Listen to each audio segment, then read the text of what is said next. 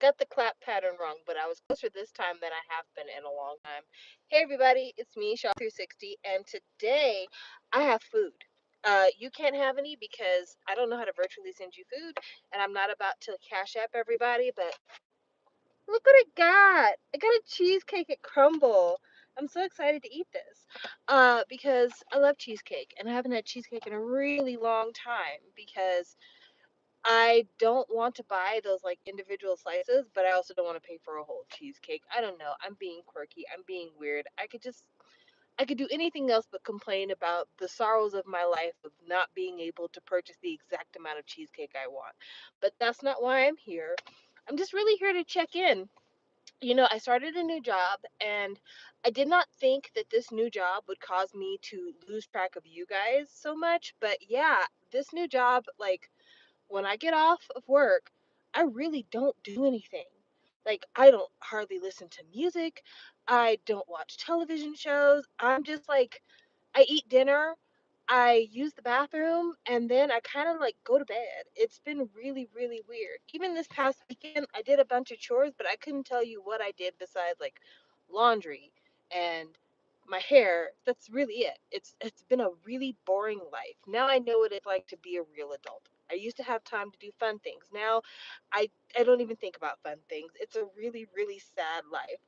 But I did want to check in because the last time I talked to you guys, we were talking about Teo being charged with sex crimes. And there really hasn't been much movement with that, at least as far as I've seen.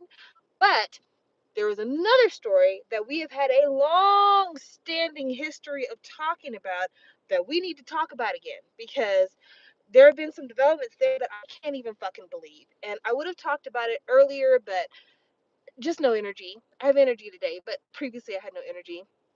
Let's talk New Jeans. We have to talk New Jeans because what the fuck is going on? Seriously, what the fuck is going on?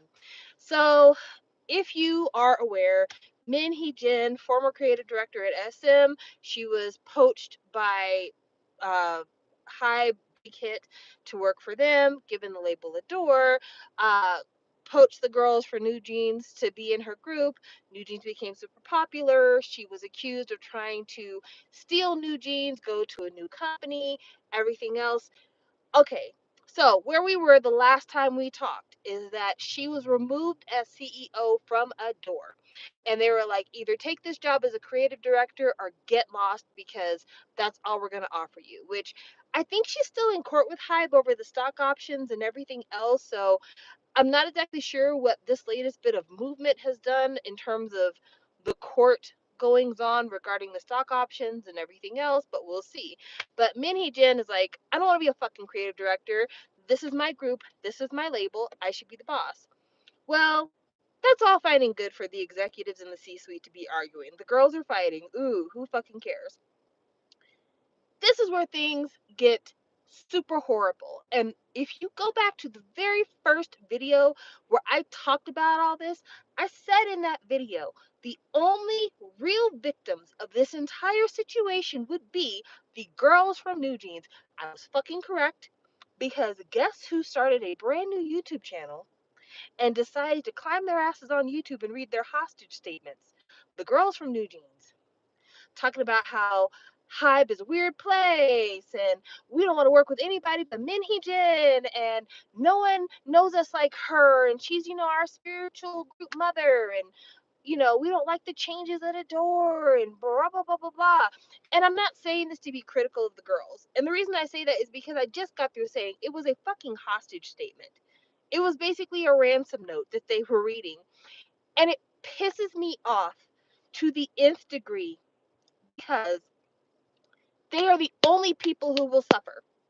And Hybe, their response was to be like, either you act the way Hybe wants you to act or you get gone.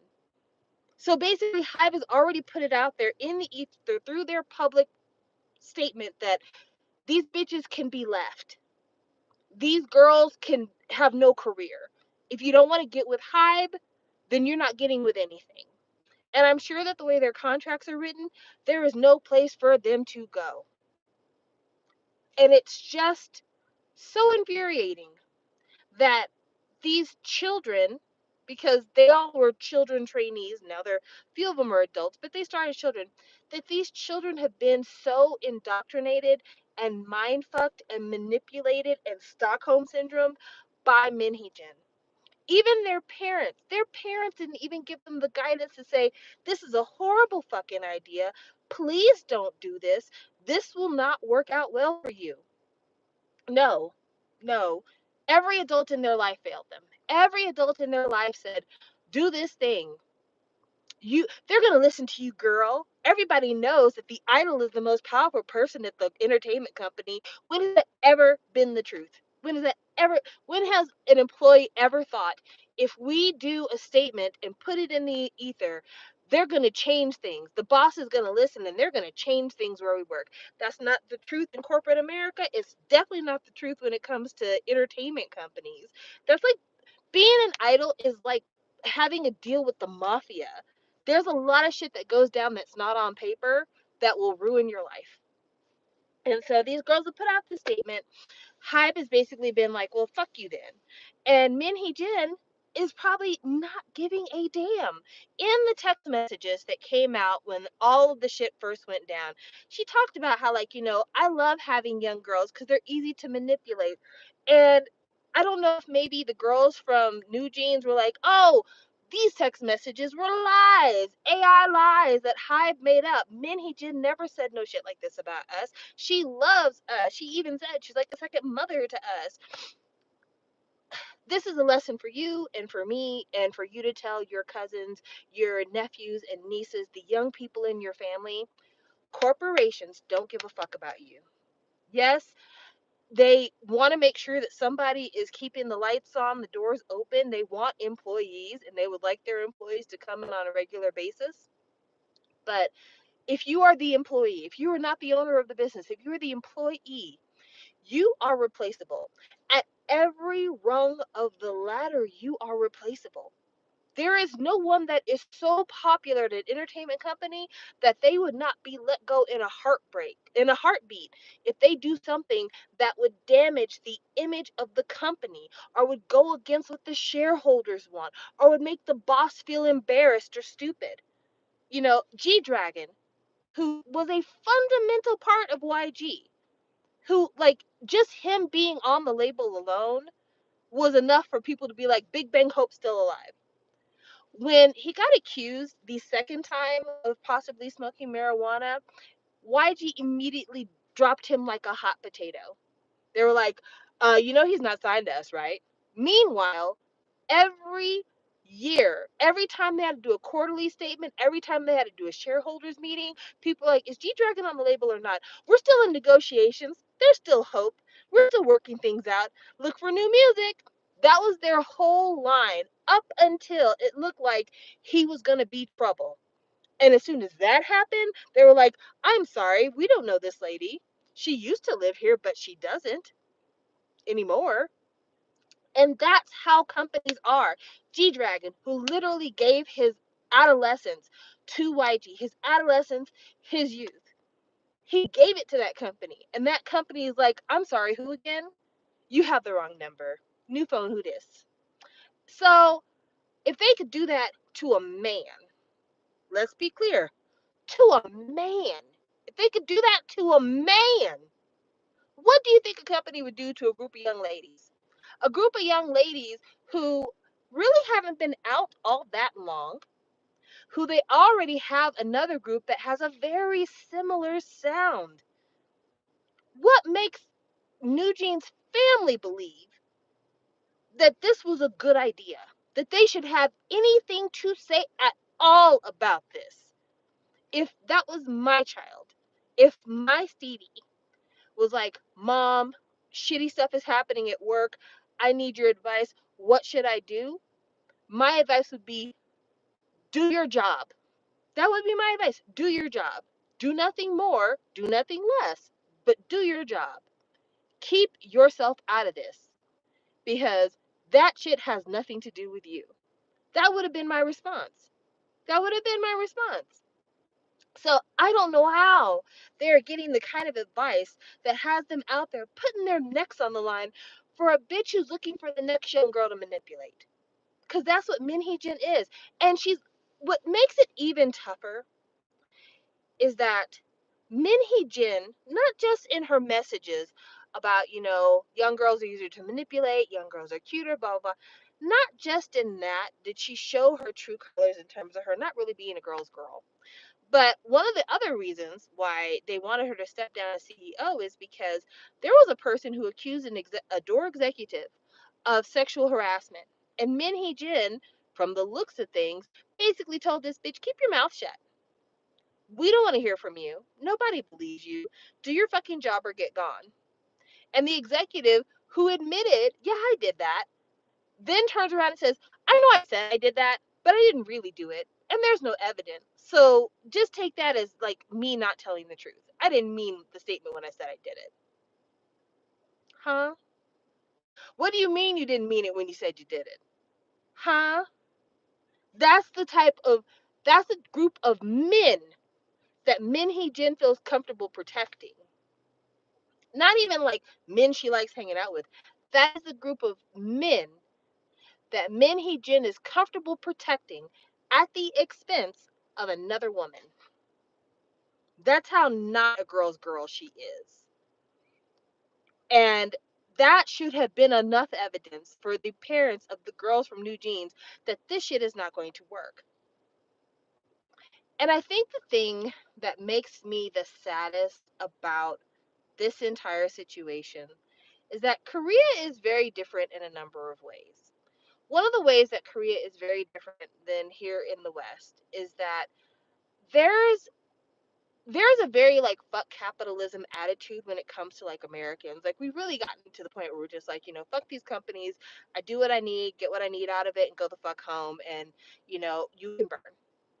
But in Korea and in Japan, in a lot of places in Asia, the culture is you live and die by the company.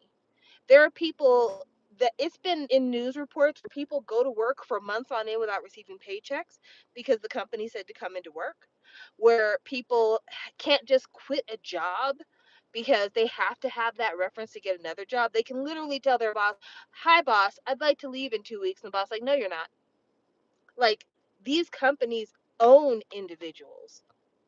And so in an environment like that, you have to be even more careful what you say and what you do because literally everything is on the line. There's no other company that can pick up the girls from New Jeans. There's no other company that can because there is a silent agreement amongst the big four and beyond. Nobody picks up anybody else's leftovers. The fact that Taemin made it to Big Planet is amazing. Big Planet made it only happened because I think there was a former SM exec there.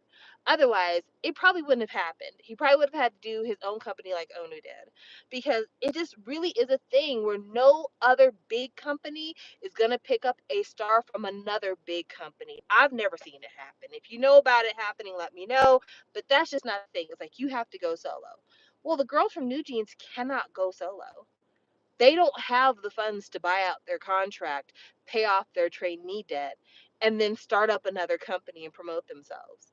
And, you know, SM no longer officially blacklists people from music shows, but don't you think that HYBE, being the home of the largest boy band in Korea, could absolutely influence music shows to not let them girls perform?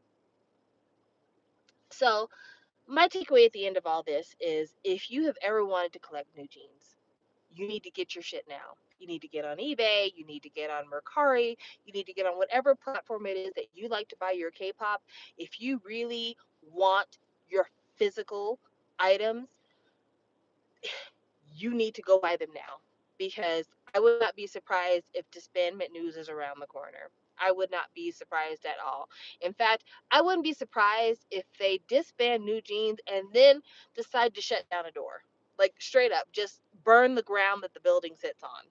Because I don't believe for a second that HYBE even has an interest in keeping a door open because there's no other band on the label. There's no trainees on the label as far as I've heard.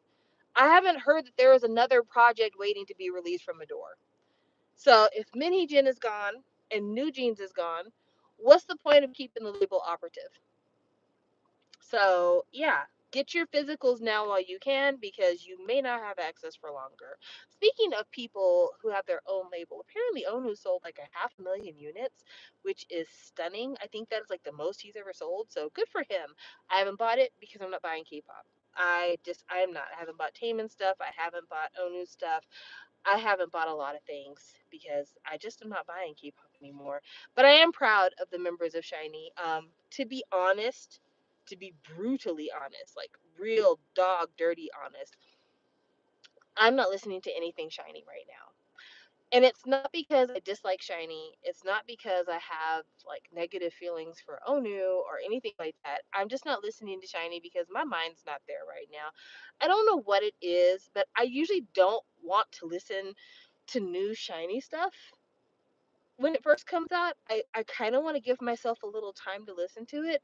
I didn't used to feel that way. I used to be one of those people like as soon as the new shit came out, I needed to hear it at midnight. Like I needed to be right there. But this go round, like I have not listened to Taemin's new project at all. I haven't even listened to the full song for Sexy in the Air. I haven't listened to Onu's Beat Drum at all. I've seen a couple of TikToks, but other than that, I haven't listened to it. I haven't listened to any of the previews for what Key's doing. I'm just not in Shiny World right now, and it feels weird because I call myself Shawa 360 all the time.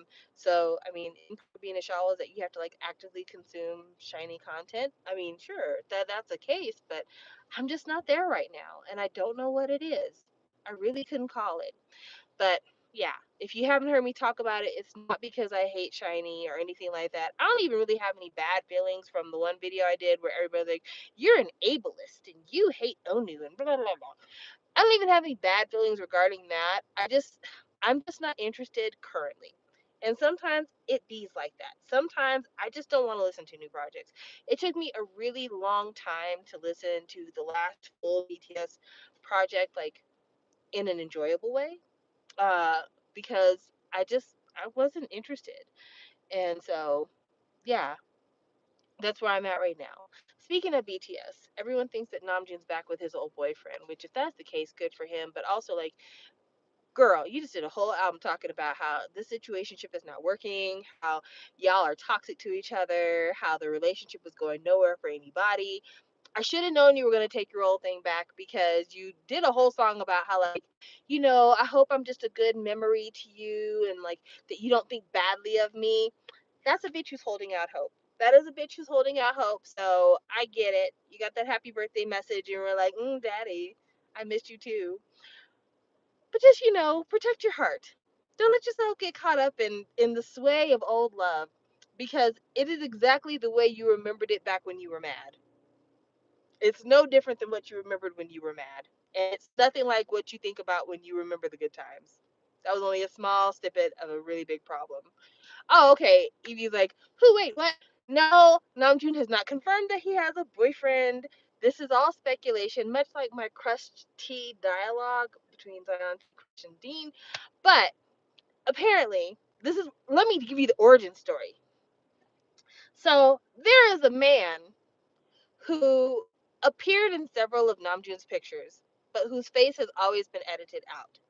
And there was a period of time right before enlistment where the photos of this man were deleted from Namjoon's Instagram. And people were like, oh, what's going on here?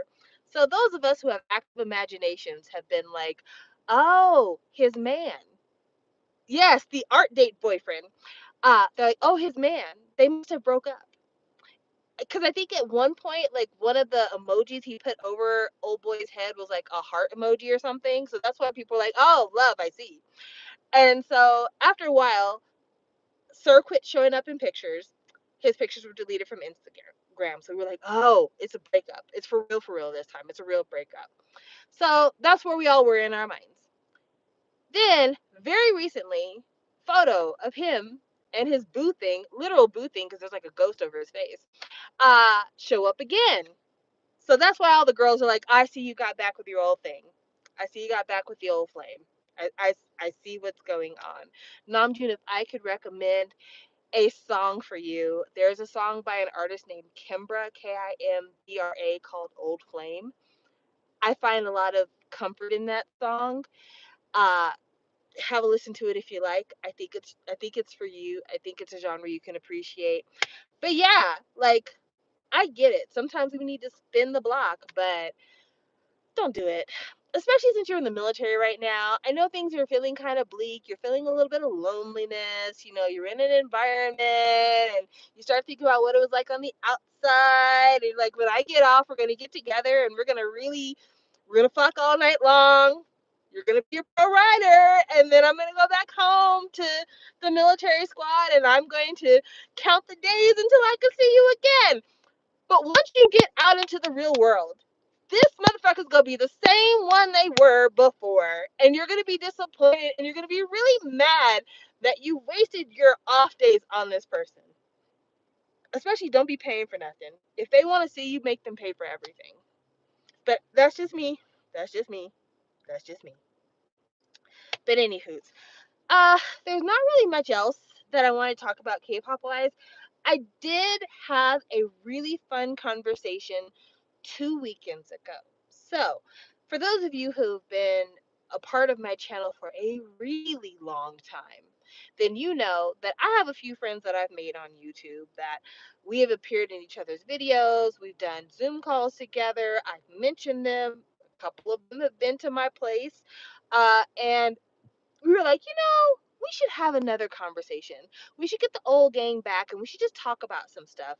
So me, Mason, Jade, and Alex all got together and had a conversation this weekend. And one of the things that came up, which I thought was really fun, and I just want to talk to you guys about it, is the proliferation of second gen groups that are getting back together without their companies, like getting together without their companies, not even doing super formal stuff, but just like getting back together to talk about stuff or to release some music together or, just have a good time with one another because they haven't been together in a long time. And who knows, maybe healing some old wounds. So I'm thinking Block B recently had performances together. I do not believe they will ever do an album together only because I just don't think Zico's gonna want to do an album with them, and he's definitely not gonna want to promote an album with them. But Block B got back together and did some stage performances. Teo from Block B, he has the world's best makeup artist. If you ever find yourself in a situation where you're like, I need a new identity, I need someone to make that happen, his makeup artist, that person makes skin look like it's never had a tattoo in life. Uh, Yay! So Sarah does remember. And then also like BAP did an album. They're not called BAP currently. They're called all of their individual names, but still they came out with a project recently. G Dragon showed up at Taeyong's concert, and Taeyong, G Dragon, and Daesung were all on stage together performing. They did. I think they did. We Like to Party. Is that what they did? Like, it's one of those things where I I'm not currently buying K-pop, so I'm really glad they're not asking me for money right now. But it's one of those things where it's really nice to see the groups get back together only because when I'm talking about these groups, there's so much drama and there are so many bad things that happened in the history of a lot of these groups that just seeing them in a happy place, a conciliatory place, in a place where kind of all the nastiness and the ugliness of the past has disappeared, it really does something to my heart. Like, I especially BAP. BAP under fucking Talk Shit Entertainment had such a horrible, horrible timeline. Like, so many bad things happened. And then one of the members turned out to be a fucking sex pest. And so, I would have understood if we never got anything from BAP as a group again because they just went through so much and so much of that had to have been traumatic. A lot of it had to have been traumatic. So for them to like get out there and actually approach the public again from a place of so much trauma and so much pain, like, applaud, because it takes a lot to be able to do that. When I think of G Dragon, Taeyong, and Daesung on stage, the stage has got to feel weird when there's two other people that are supposed to be here. And while one of them absolutely can never be here again, I wonder if they miss Top.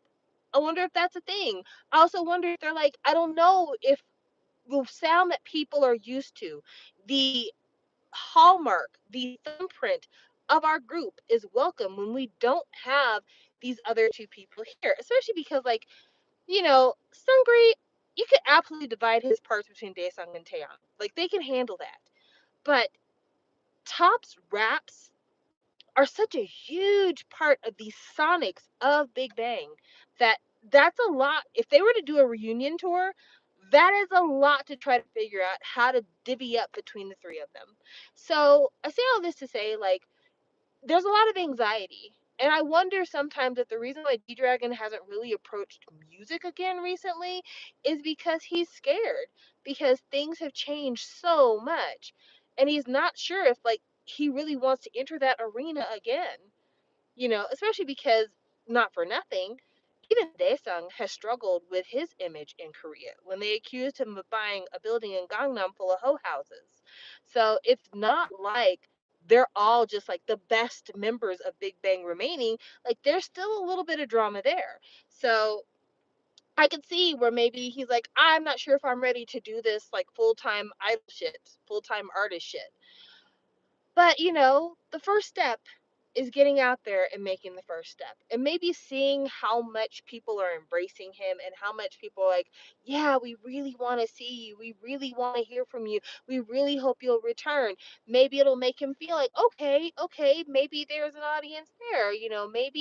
Maybe people want to see me. Maybe at the very minimum, my core fans will do their very best to make me not feel like I'm embarrassing myself by being in my 30s trying to do young people music.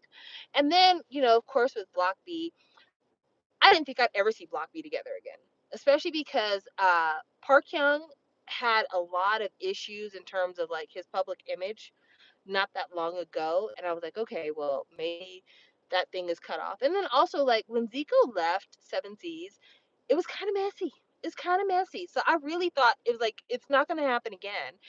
But they got back together, and I'm really, really happy to see how happy they are around each other.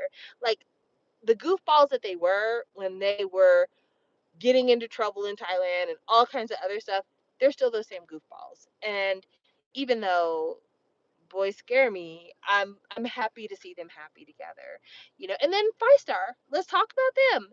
They got back together and they re-released Your Pitiful. And they did that because they just wanted to do something for their anniversary. Like, that's beautiful. That's really, really beautiful. So no, I like to see people kind of revisit their old times with a fondness rather than with sadness, especially because, in this day and age,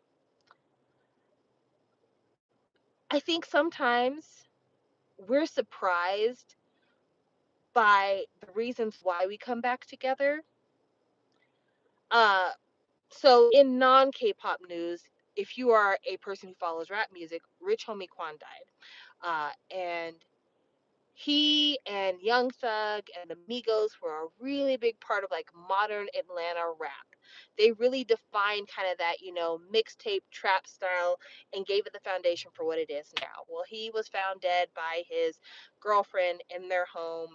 It's a suspected overdose. Also, apparently, a bunch of this man's mistresses came out right after he died to like put out photos and videos of him hugging and kissing on them, which, God, why do people not have shame? Like, you're the mistress for a reason. We're planning funerals. Nobody wants to hear about how much he used to kiss and hug on you. Shut the fuck up, girl. But anyway, I'm digressing again. But Quavo from the Migos posted a picture on his Instagram, and it was a picture of Offset, Quavo, Takeoff, the three members of the Migos, along with Rich Homie Quan and Young Thug. And in the picture, he put emojis over everybody. Takeoff is dead. Rich Homie Quan is dead. Young Thug is currently in court right now, hoping to be able to obtain his freedom because he's been accused of all kinds of charges. And Offset and Quavo don't speak. And he said, who would have ever thought this is where we'd end up? And I feel like for a lot of these groups that have gone through a lot, where being in the entertainment business was trauma, and a lot of it really hard to heal, especially for female idols, where it's not just being an entertainer, but also increased misogyny. I can see why maybe some people never want to revisit it, but no one wants to get back together to celebrate somebody else's death. And so if they can enjoy each other and reconnect and share happy times while everyone is still here, hold on to that, embrace that, because that is not guaranteed to be the reason why we get back together. Sometimes it's for another reason. And, I always say, like, I see most of my family at funerals. That's not the way we want to be. So that is the reason why I'm really, really glad to see people take advantage of the good times while they can. Let's celebrate. Let's celebrate. Let's not memorialize. But anyway, that's all the K-pop stuff I had to talk about. I'm going to talk very briefly about BL stuff. So those of you who are not interested, now's your time to leave. But I'm just going to give you kind of, this is what I'm at. This is what I'm doing. This is where I'm at. Because my BL life is just, it's completely screwed up. I still want to watch BLs. I still do. I have found myself in a manga hole right now that I'm trying to get out of, and that's kept me from watching BLs. And I'm reading a manga that I have absolutely no business reading. If I told you what I'm reading right now, you'd be like, girl, what the fuck are you doing? I am currently reading Baki the Grappler. I don't know why. I have no idea why. Like, I started watching Psyche K on Netflix, and then I started watching Baki the Grappler on Netflix, and then I decided I wanted to read the manga, and now I'm on like volume 6. I don't know how my life ended up here. I really don't. Baki's not BL. Baki's not romance. Baki is just a straight up like fighter manga. It's this kid who's 17 years old who goes to this underground arena and whoops ass once a month. That's all it is. And I'm hooked. I don't know what happened, but I'm just like, yeah, kick his ass, Baki. So that's where I'm at. I don't know what's wrong with me. And that is a detour from earlier when I was reading fucking Berserk. I had to stop reading Berserk in order to read Baki. I I don't know what's going on with me. I things are really changing around my household. But anyway, before I got off on this manga kick, I was watching like 5 different BLs because I bought an IQIYI. I bought that membership. And so I'm like, I'm going to get the most out of this membership. I'm going to be watching shows. And at one point, I think I was watching like 4 or 5 shows at once. And then I got on Baki and I've not been able to escape. So I have not caught up with these shows. But I was watching Love Sea.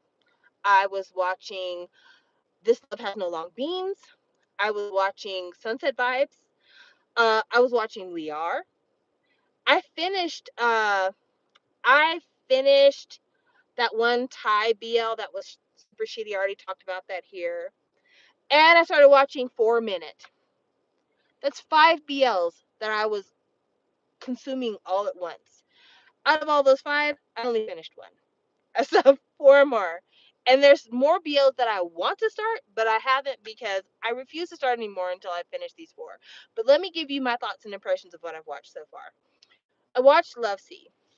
Love Sea is pretty terrible. Like, in terms of like all of the tropes, it is a meme show. If that gives you any clue as to what we're talking about here, it is, I don't really like you, enemies to lovers. It is my dad is blackmailing me for money and threatening to kill my lovers. It is my cousin wants to threaten me and kill my lovers. It is some non-consensual stuff. It's horrible. It's fucking horrible. And it's by the same people who made Love in the Air. It's actually 2 of the same actors. So I shouldn't have expected any more. But I started watching it because I actually like one of the actors a lot. I really like his face. And also, it was like beachy shit. And I don't know. Sometimes you just want to watch some beautiful stuff. And when they were on the beach, things were super beautiful. So, like, I was watching that. But it it's lame. The acting is fucking terrible. The acting is some of. Okay, I hate actors who pout their way through their entire performance. Just,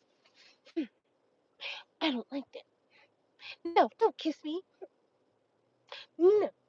I hate that kind of acting. And that's a lot of love see. That's a lot of love see. The only redeeming actor on that entire show was this one little girl who plays the niece. She is great. I hope good things happen to her in the future. But yeah, other than that, that show was just lame. It's super lame. So throw that away.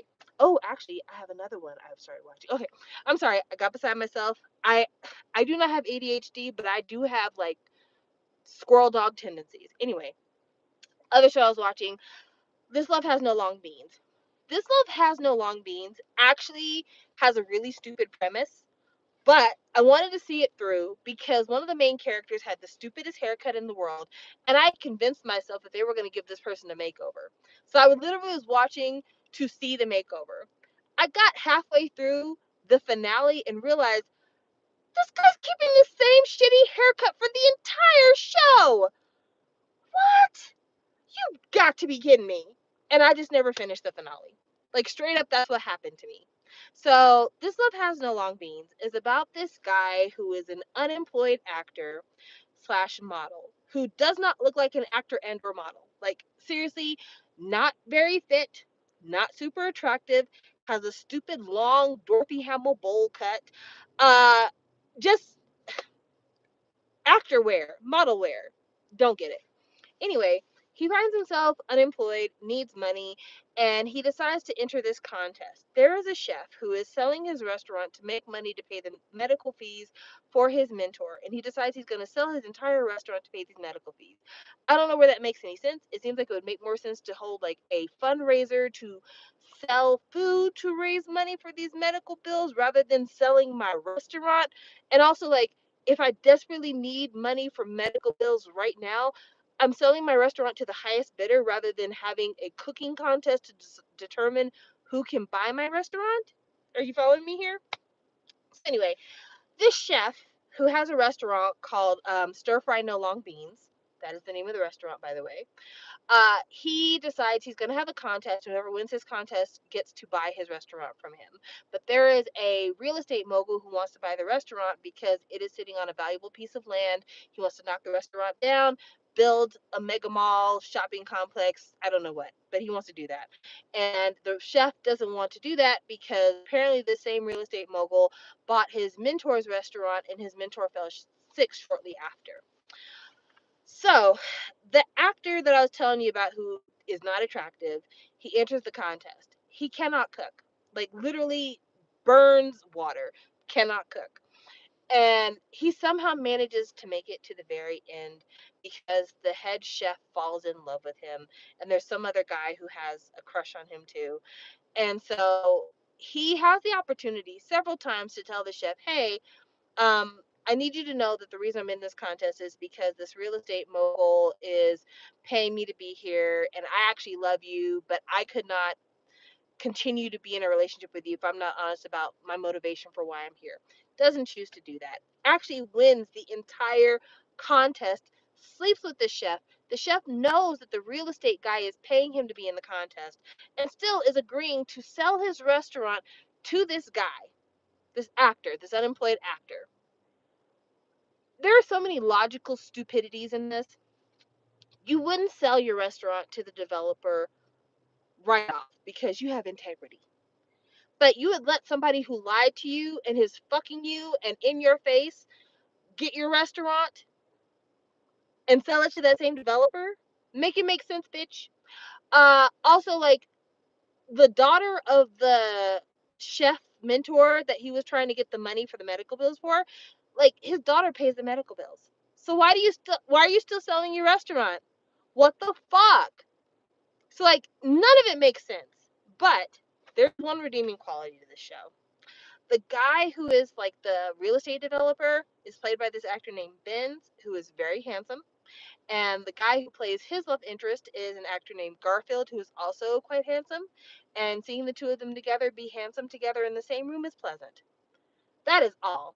There is nothing else redeeming about this. Love has no long beans. So that's that. The next show that I just remembered I was watching and haven't finished yet is Century of Love. Century of Love is a Thailand show that is about this Chinese immigrant to Thailand.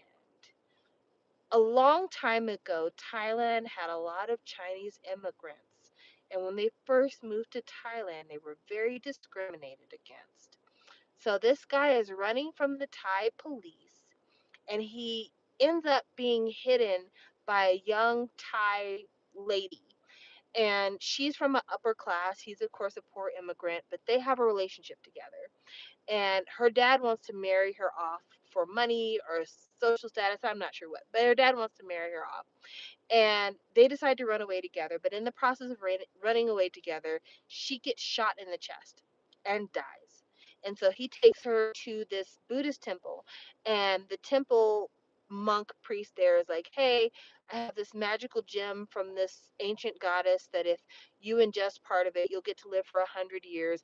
And if your love and you reunite in 100 years, you'll get to live the remainder of a natural life. And so for 100 years, he's waiting for his lover to reincarnate and for them to meet together so that they can finally live their love affair. Only issue is his love, who was a woman back 100 years ago, is now a young man.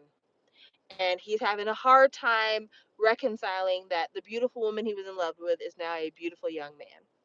And I know I'm describing it in a way where it doesn't sound very interesting, but it is. It actually is. Like the whole premise with the goddess and everything else, you hang into the story to try to figure out how it's going to be resolved because him and the young man get married in the temple and at one point they even kiss. So I'm like, what other thing do they need to do to get the temple goddess to give him his life back? Like what else is there that needs to be done? But anyway, that Century of Love, I am watching it. But it is what it is. It is what it is. I can only pay for so many subscriptions, guys. I can't do Vicky, IQIYI, and Gaga Olala and other stuff. I can only do so much. But I'm watching that. Then there is Sunset Vibes. Sunset Vibes is the show with Moss Bank. They were in Big Dragon. So if you watch Big Dragon, then you'll be familiar with this couple. Uh, it is the stupidest, most boring, dumbest show in the world. I quit watching it because I was losing brain cells actively while watching it. The trailer slash description of the show makes you think it's going to be super interesting. It is not. It is bullshit. It is horrible clothing choices, horrible acting, stupid songs and singing being done. Uh, it's a show made by two people who are in love with each other and believe that the rest of the world is in love with them. So they're very indulgent about how they portray their love in a way that makes it super boring for the rest of us. So the show's tagline, whatever, when they describe the show is like, oh, it's the story of this young man who on his 18th, who's been having weird dreams about a past life all of his life until he turns 18 and then he meets this mysterious man who may be the key to his bad dreams.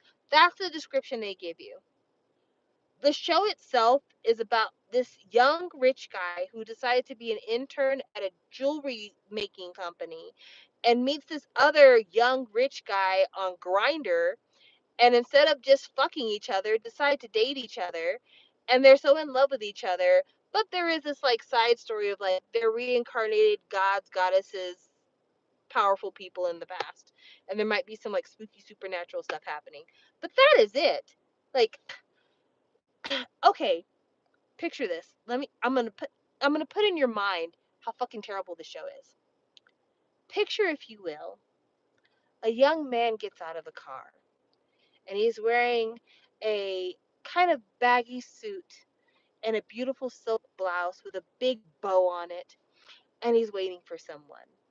And then a man rides a horse up to the car, and the sun is shining behind him, and he's whipping his hair, and he's like, "Oh, I'm glad you made it. Let's start our date."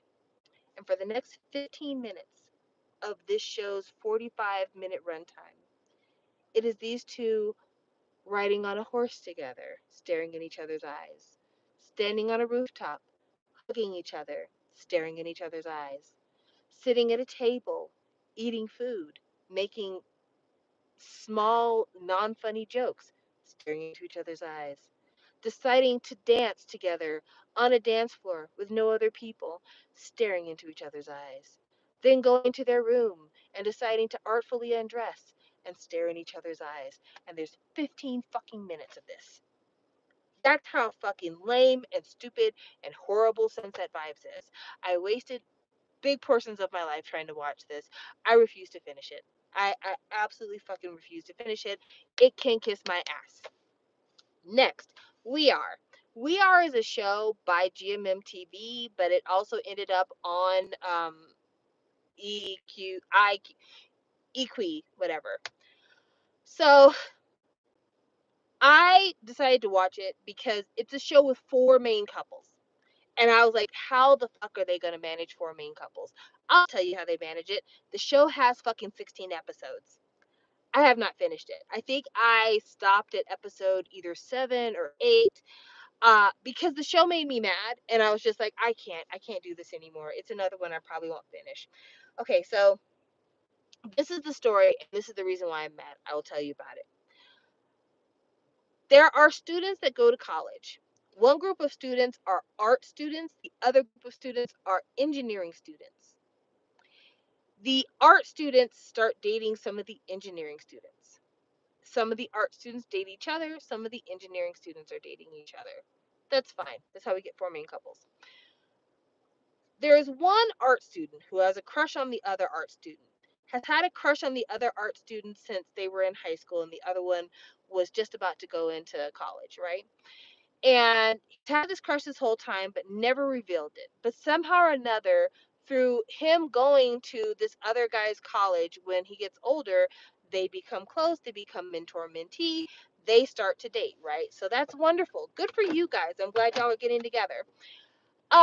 He tells everybody, I've had a crush on this guy. He tells all the other art students, I've had a crush on this guy since I was in high school. I've always wanted to date him. I've always been scared to talk to him. Finally, we're together. Finally, we're going to be, boyfriend. I'm so happy. The guy he had a crush on overhears him say this and is like, I can't believe you'd lied to me. We're through. And breaks up with him. Why? Why are you breaking up with this guy for having had a crush on you, but not knowing how to express his crush on you? But somehow, despite that, you guys end up together through just mutually liking each other, through just getting to know each other, being friends, letting that friendship turn into love and like. This person did not tell you they were one person when they were somebody else. This person didn't trick money out of you. This person didn't sabotage a relationship you were already in. Like, this person hasn't done anything that would be a disqualifier to a relationship. You're just mad because they didn't tell you that they've always had a crush on you. I'm sorry, but some people are embarrassed. Some people have a hard time admitting, I've had a crush on you for a really long time. I've always wanted to date you. That's a really hard thing to say out loud. Why would you break up with somebody that you like, that you asked out, that you said, I want to be your boyfriend? Why would you break up with that person because they never told you they had a crush on you? And that's it. It's not even like, I never told you I had a crush on you and I sabotaged all your future relationships. It's literally, I just had a crush on you. You're right. It's the plotted together. So why would you break up because somebody had a crush on you? That's so dumb. It's so lame. And like, they had just started going out. So it wasn't even like, we've been going out for 5 months now and I still haven't told him I used to have a crush on him in high school. No, it was like, we got together last night. And I'm so happy this morning because I've always had a crush on him. That's how soon the relationship falls apart. And I'm just like, okay, this is dumb. I want to watch this because there's some really fun actors here, but this shit is stupid. This is high key stupid. Like, this is the reason why y'all fell out? Girl, if you don't go sit down somewhere. Okay, and the last show I'm going to talk about is the one I'm most excited to talk about, but the one that I understand the very least, and I don't even think I can't even give a synopsis to you, but I'm going to tell you why it is I'm excited to watch it. That way you can be happy for me. So, I told you guys about Ken Porsche, and I told you guys about the fact that one of the actors from Ken Porsche is absolutely gorgeous. His name is Bible. I think he's American Thai, like, because I remember him saying like his Thai is not very good. Like, he's ethnically Thai, but I think culturally he grew up in America. Don't fact check me on that because I could be wrong. But anyway, he's so handsome. He has such a good face. Like, he really does have a good face. Anyway, he did Ken Porsche, and he played a character in Ken Porsche who was not a great character. Like, literally scum of the earth type guy. He has a sex dungeon. He likes to torture people, non-consensual sex, uh, lots of blood and gore and violence. So he did not play a good character in Ken Porsche. However, he was fine, and I really liked him in Ken Porsche.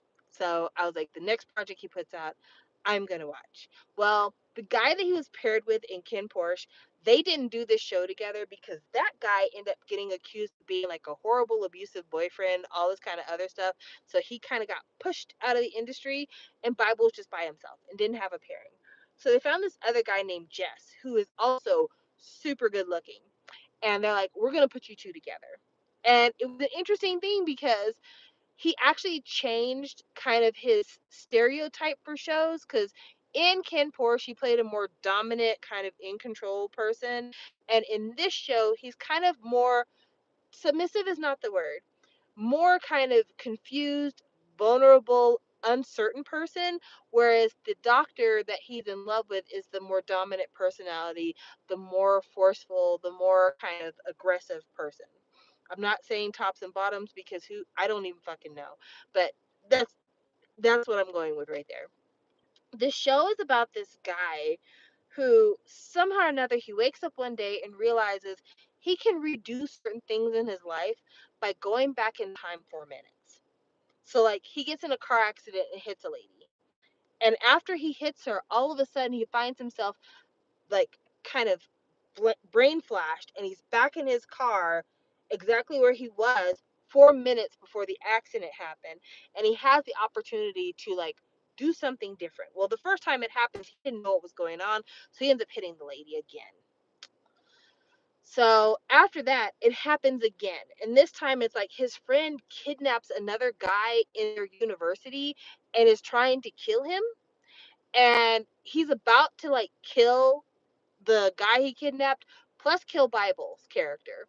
And then the 4 minutes goes back and he realizes, I just saw a glimpse of the future. I know what this guy's going to do. And he managed to save himself and the kid who was kidnapped. And so the show so far, from what I've watched, because I haven't finished it, is just him trying to figure out, why do I have these powers? What am I supposed to do with these powers? How can I live my life? Like, is my life going to end soon? Like, what the fuck? So he's just trying to figure out the whole structure and dynamics of his powers. So that was really cool. There's another couple in this show who I don't know anything about this couple at all, but they had one of the most aggressive sex scenes I've ever watched in a BL. And I've watched some very aggressive sex scenes in BL. When I think about like the most kind of uh, graphic, or like the most kind of like simulated sex scene I've ever seen, it would be probably from History Make Our Days Count. There's a scene with two people getting it on in a gym bathroom, and that was fairly graphic. It was fairly realistic looking. This was so much more. This was to the point that I'm like, this is like softcore porn. Like, there's no other way to put this. This is absolutely softcore porn. It is. It is in the first episode of the show, maybe about 30 minutes into the show. This guy gets home, tells his boyfriend spread it open.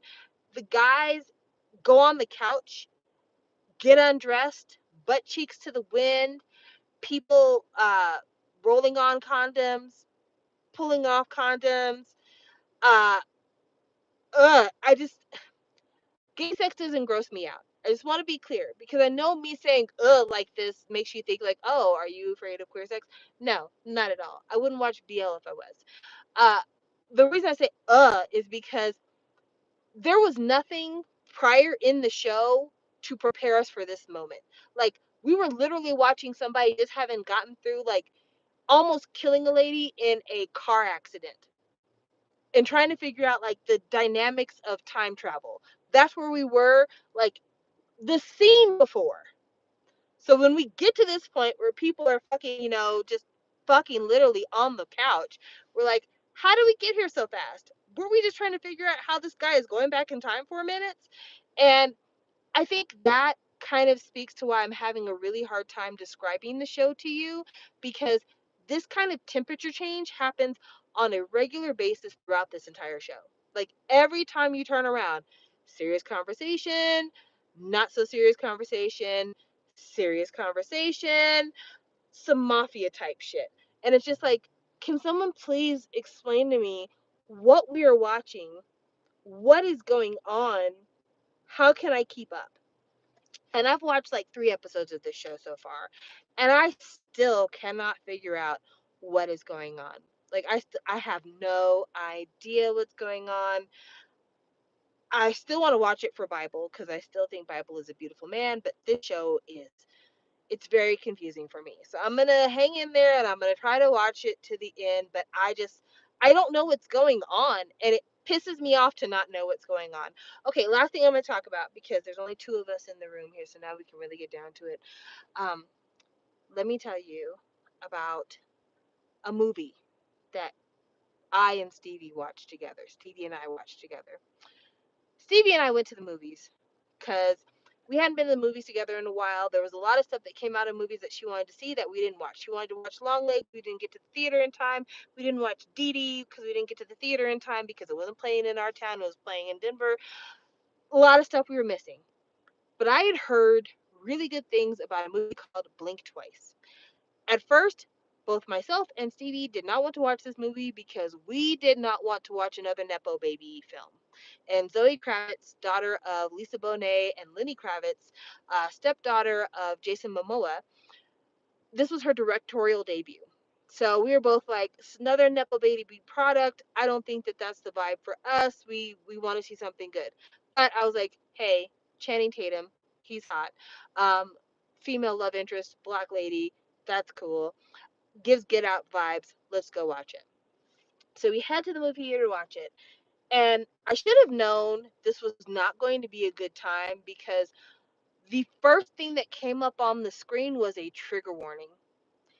In all of my years, and I've been alive now for 45 years, in all of my years, I have never started a movie at a movie theater with a trigger warning.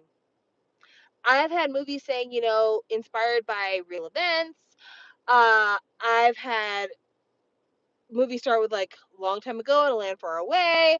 I've never had a movie start with a trigger warning. That should have been the clue. I should have got my money back.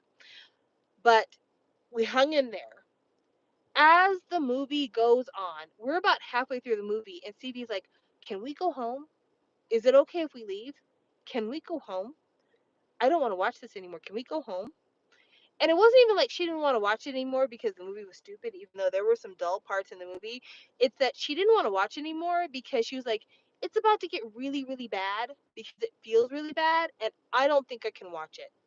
And girl, when I tell you that movie gets bad, I'm not going to spoil the movie for you, but there's a chunk of time towards the end of the movie where you're just like there's fucking blood everywhere and people are dying and it's all like there's fire and blood and darkness and snake bites and it's just all very, very wild and horrible. But now I'm going to give you the moment to look away. Spoiler warnings. I don't know how long I'm going to be talking about them because I'm doing this live, so I can't give you any timestamps. I'm so sorry. So there's this girl who loves painting nails. I guess she calls herself a kind of at-home nail tech. And she is obsessed with this one billionaire Jeff Bezos type of guy. Apparently this guy got in some trouble a little while back for some bad behavior in the office place, possibly some sexual harassment charges. We're not really sure, but he got in some trouble and had to resign from the CEO title of his company. And he is on his way to making a comeback. He's like, I took a couple of years off. I bought an island. I farm. I eat healthy. I take yoga. I do therapy. I'm a different person than I was when I got in trouble. And I just would like you guys to give me another chance. I'm sorry. So she's obsessed with him. She follows him online. She keeps up with his social media. There's something about this guy she really, really likes. So her and her roommate are caterers for this event for the company this guy owns. And it's kind of like a Met Gala type situation where, like, it's food, it takes place at a museum, it's to raise money, it's super wealthy people. Anyway, her and her friend changed clothes halfway through the event from being waitresses into like the type of dresses that guests would wear, and they like crashed the party.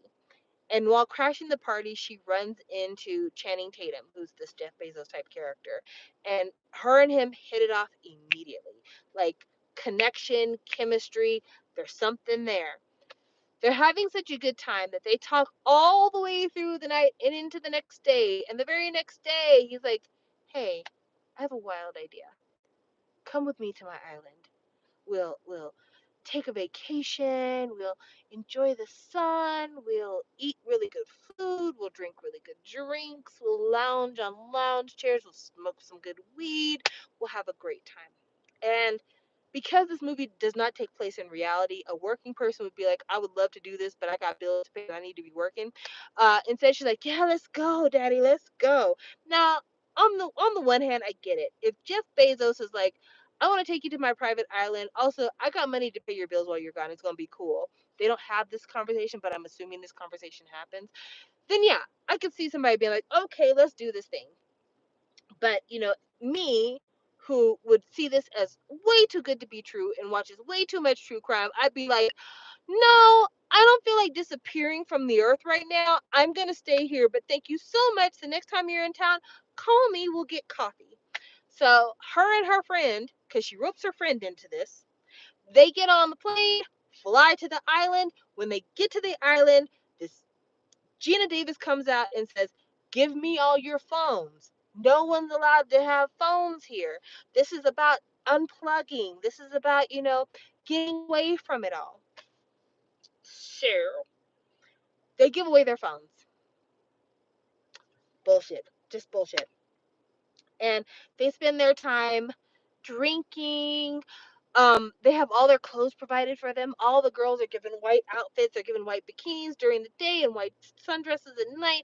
Everything's taken care of. They got beautiful, beautiful accommodations. Like the room that they're in has like luxury furnishings. They have all the soap, perfume, candles, all the things you need. They're all there. And everyone's having a good time until weirdly the girls are like, how long have we been here?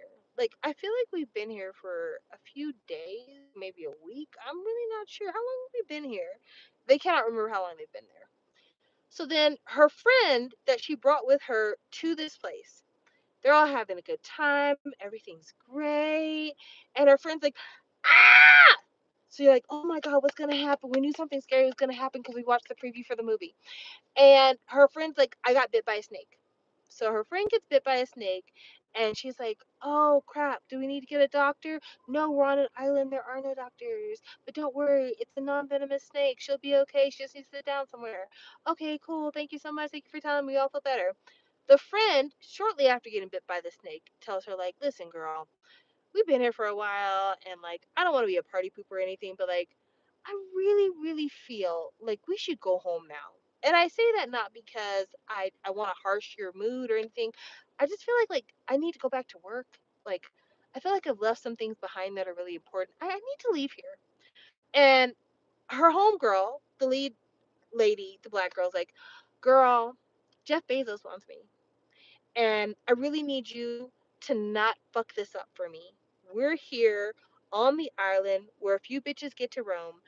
I need you to support me while I get this bag. And her friend is like, okay, girl, I literally got bit by a snake, but you know what? I'm going to help you try to get your bag. I'm not going to leave here. I'm here for you, sis. The very next day, homegirl is gone. Homegirl that got bit by the snake, gone. Not only is she gone, but her friend is the only person that remembers she was there.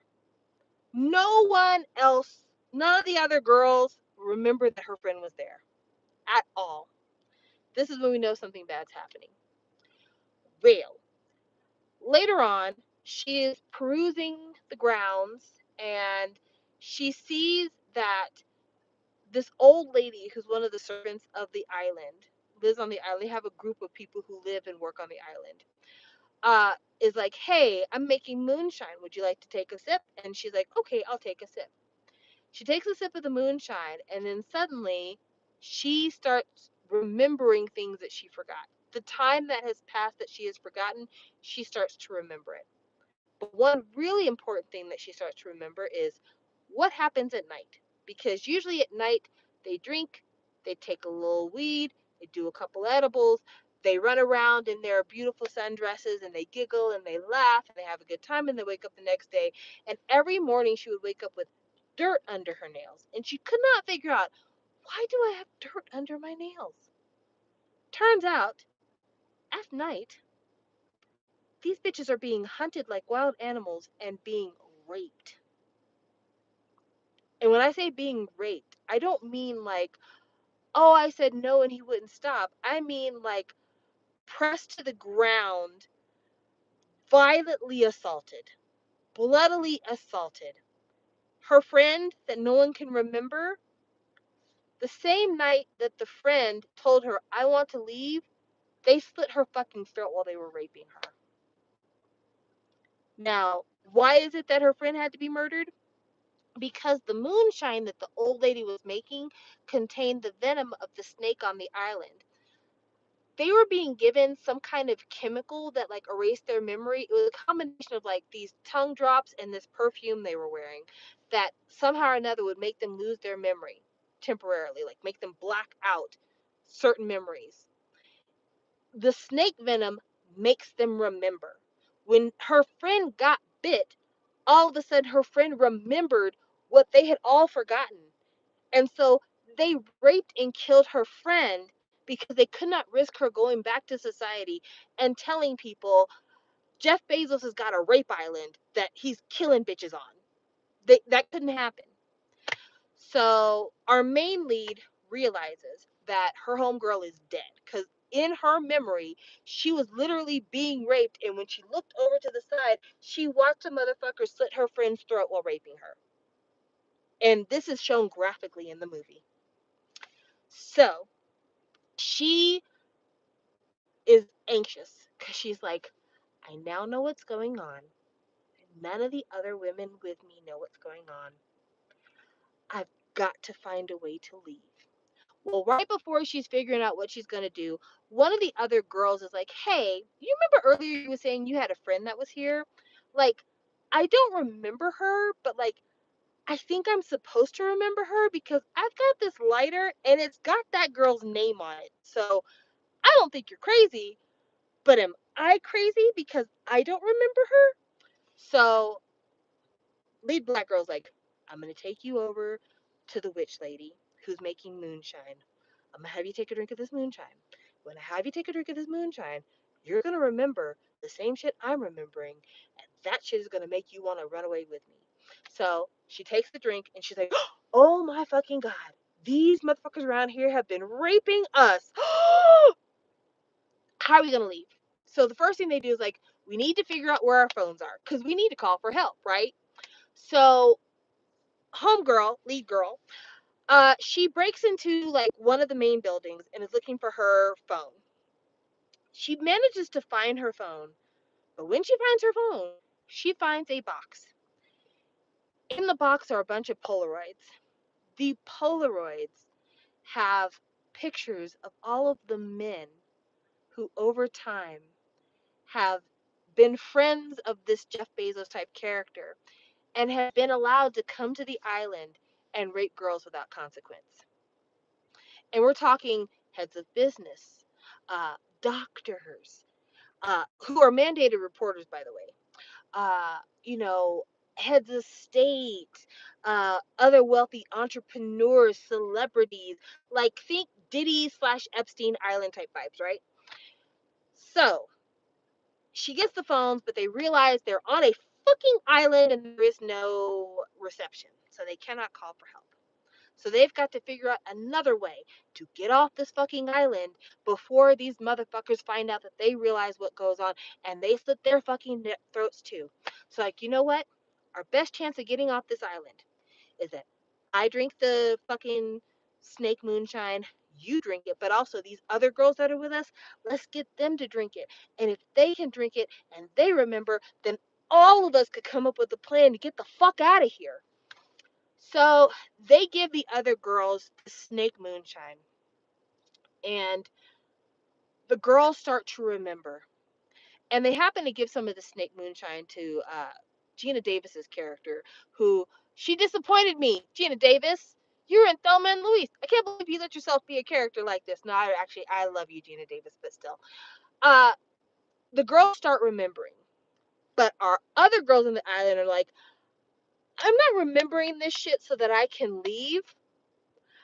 I'm remembering this shit and now I want revenge. And they go to work. They start killing people. Fucking Haley Joel Osment gets a fucking screwdriver to the throat. They start shooting people. They start beating the shit out of people. Like, it is violence. And of course, these guys, because they're violent rapists, they're also killing these girls. To the point that the only two girls left are the two first girls that remembered, like, what the fuck happened. And Channing Tatum is like, okay, I gotta kill them because I gotta kill any woman that remembers anything. And okay, I already told you, like, they gave the snake venom to all the girls on the island, right? Like, who are not native women. Gina Davis's character, who works for the Jeff Bezos type guy, who took all the phones and was like the personal assistant, she takes some of this snake venom too. And main lead girl's like, girl, oh, I'm so glad that you came to see me. Do you remember everything that happened? Good. Can you please help us get off this island? She's like, bitch, I didn't want to remember. I can't do a job like this if I remember every fucking horrible thing he did. Why would you ruin this for me? I have to kill you now. The main girl actually manages to kill Gina Davis, which had to happen, but it's like, if nothing else, because this movie is a little bit heavy-handed with the feminism and the political statements and stuff like that, and sometimes it can be a little bit corny. There's one line in particular, like, "But we're such good guys," that was like really super corny. But one thing it did show, which there's not enough of in the media, not every girl is a girl's girl. Some bitches will allow other women to be put in the worst peril behind some bullshit that some man wants. So we're down to the last two girls, and Channing Tatum explains everything that's been going on, everything they didn't know about, everything, because he has to do a villain monologue before he kills them, right? So he's like, yeah, I discovered that you can block out bad memories, and I'm gonna start selling this shit because it could be used as a therapy aid, but also, like, nobody forgives anybody for the bad things they do. The only way they can, get over the bad thing somebody did is if they block it out, and therefore I'm finding a way to block it out so, like, I can still do the bad things I want, but women won't remember it, therefore they won't be hurt by the bad things I did. So he's explaining all of this, and somehow or another, they managed to get the drop on Channing Tatum by putting the memory eraser juice in his drink, getting him to consume it, and then he fucking forgets why it was that he was trying to kill them in the first place. And then they set fire to the big building, and our main lead girl and the other girl, the second girl to remember, they make it out of the building alive. All the men who were raping them on the island meet their bloody ends. Or so we thought. Our main lead girl is looking at the house burning down, and homegirl, the second to remember, is like, girl, are you sure about this? Yeah, girl, I'm sure. All right then, bye. She leaves. How she leaves, where she leaves to, we don't know. Again, They're on this fucking island in the middle of nowhere. Unless this bitch knows how to fly a plane, which is how they got there, how the fuck are you getting home? The camera pans down. Our main lead girl is hugging Channing Tatum. Remember how I told you she was obsessed with this motherfucker in the very beginning? Part of that obsession is because this wasn't the first time she's been to this island. Last summer, she got drugged and sent to the island. She bit a motherfucker's finger off, fighting him during one of these rape scenes that were happening. She not only had been to the island before, but even after they fucking erased her mind, she is like, Channing Tatum, the things I would do to that man. Now, granted, I get it, girl, me too. But she's obsessed with this motherfucker for real, for real. Even after having all of her memories restored. Everything that happened the last summer, everything that happened this summer. Remembering that this motherfucker slit her best friend's throat. She remembers all of it. She pulled Channing Tatum out of that fucking burning building. And you know what our girl did? She fucking memory juiced him, made that made that motherfucker marry her, and became the new CEO of Amazon. And the only thing that makes this story any good, because you're like, girl, you're just as big a sellout as Gina Davis's character. The only thing that makes this any good is that the men who visited the island before the island burnt down, they're the kind of men who don't just do this one time. This is a regular thing for them. So they approach Channing Tatum's character, not knowing that he has forgotten everything on the island, and are like, "Hey, can I talk to you, homeboy? Like, remember at that time we got together? Well, I was wondering, like, can we talk about doing this again? Like, I got this really beautiful supermodel type chick. She's down for going to the island. I just need to figure out like what time of the year can we go? When can I tell her that we're going? I would really love to hook up again." And Channing Tatum's character is like, you have to talk to my wife about that. Our lead character is like, yes, you do need to talk to me about that. Guards! And they snatch these motherfuckers up. And I'm only going to assume, because he's got more money than God, that she's using the money from this company, being Jeff Bezos' wife, and possibly drugging him every night and waking up in the morning like, we're so in love. Anyway, I'm assuming that she is rounding up these nasty motherfuckers and then offing them quietly. But yeah, that is Blink Twice. Fucking wild. Just wild. Now, like I said, there's some heavy-handed shit here. Like, there's a moment where the guys are being hunted by the girls once they get their memory back, and they like lock themselves in a room, and they're like, I don't understand why they're doing this to us. We're such nice guys. And the thing is, prior to them having their memories restored, these guys were very much the, like, hey, I'm so glad you're here. And, I just want to treat you nice. And you're like, I find you to be valuable. And I'm totally a feminist. They're those type of guys. But then, like, it's obvious that these women are hunting you in return because they remember how you fucking brutally raped them. So if you know that's what they're doing, if you know that you're getting your karma, you're getting your comeuppance, you're getting what you rightfully deserve for being a rapist, why would it enter your mind to open your mouth and say, but I'm such a nice guy, while you're bleeding because a bitch just tried to kill you? So, yeah, that is Blink Twice. And with that, we've now been talking for almost an hour and a half. I think I'm going to go because light is going dim. I've been sitting in these people's parking lot. And I don't know if I'm calling cops on me. Also, I mean, I told you guys earlier, I've got this beautiful, beautiful raspberry cheesecake. I got to eat this. And I can't eat this on camera with you because I know several of you would be weirded out by the sound of me chewing. And I don't always close my mouth when I chew. I do my best, but sometimes I miss the mark. So anyway, thank you again for joining me here. Um, Last thing I'm going to leave you with, for those of you who actually made it to the end of this, because not everybody does, and I should have put this at the beginning, but I didn't think about it, but I'm going to put it now. the last video that I did that I think a lot of people enjoyed, because people don't always enjoy what I talk about, because I talk about some dark shit. And when I talk about dark shit, I don't expect you guys to enjoy that. But the last video I did where people seemed to kind of enjoy, had a good time talking, is when I did the talk about Tan. And I gave you guys like my top songs and I told you about what it was like to go through their discography. I want to do that again. And I would like to do that again with groups that you guys think I need to listen to this discography front to back. Now, I'm going to put a couple of caveats there. I do not want you to recommend I listen to a second gen group front to back. I cannot do that. That's too much music. Uh, Try not to pick Shiny because, like, girl, I listen all the time. Not recently, but still, all the time. Uh, Try to pick a group who maybe came out in the last 2 to 5 years. And 5 is me being super generous, but if it's a group that doesn't have a lot of comebacks that we don't normally talk about on this channel at all or talk about very infrequently, I'm willing to do that. But if you give me some group that has like 10 plus albums, I'm I'm not going to be able to help you. But I just kind of want to do a little bit of deep dive on singular discographies because I like to find out new music. And there's so many fifth gen groups now, and I'm so not caught up with them. Like, SM's got a trot group, guys. SM has a trot group.